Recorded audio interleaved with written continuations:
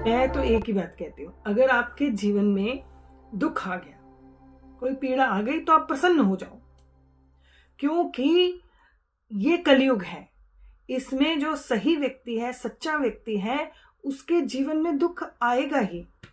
दुख से घबराना नहीं है, क्योंकि दुख और सुख इंद्रियों को लगता है, और अगर आपकी इंद्रियों को दुख आ रहा है, कष्ट आ रहा है, तो इसका मतलब प्रभु आपको अपनी तरफ बुलाना चाहते हैं। अगर लोग आपके बारे में कुछ कह रहे हैं तो प्रसन्न हो जाओ, क्योंकि जो लोग जिनके पास समय नहीं है, इस आजकल के फोन से ही, फोन में जो कुछ आता है उससे ही समय नहीं है, लेकिन अगर उनके पास समय है आपके बारे में सोचने के लिए, आपके बारे में कुछ कहने के लिए, तो आपको प्रसन्न होना चाहिए, क्योंकि वो अपना समय, अपनी ऊर्जा आपको दे रहे हैं। तो इसका मतलब आप कुछ हो तभी तो दे रहे हैं। इसलिए प्रसन्न होना चाहिए जब दुख आता है।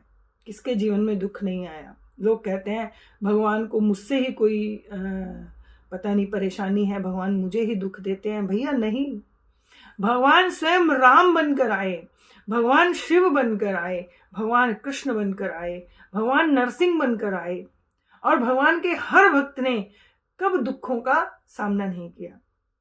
मैं तो हमेशा ही कहती हूँ, सबने श्री राधा के, गोपियों के, मीरा के दुख को गाया, द्रौपदी के दुख तक को गाया, कुंती के दुख को गाया। क्या कभी किसी ने मेरे प्रभु श्री कृष्ण के दुख को गाया? क्या उन्हें विरह नहीं था? क्या उन्हें प्रेम नहीं था? क्या उन्होंने कम दुख झेला अपने जीवन में?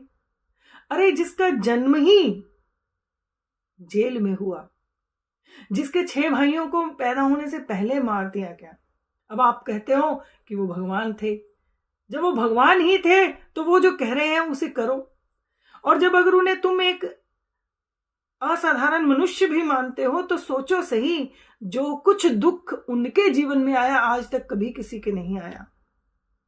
उनका पूरा परिवार, नाती पोते सब उनके सामने एक दूसरे को मार दिया। अपनी आंखों के सामने अपना पूरा वंश जाते हुए देखा उन्होंने।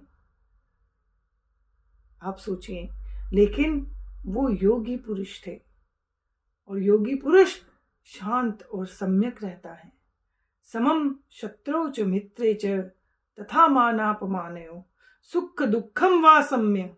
सब प्रकार की स्थिति में सम रहना। हरि ओम।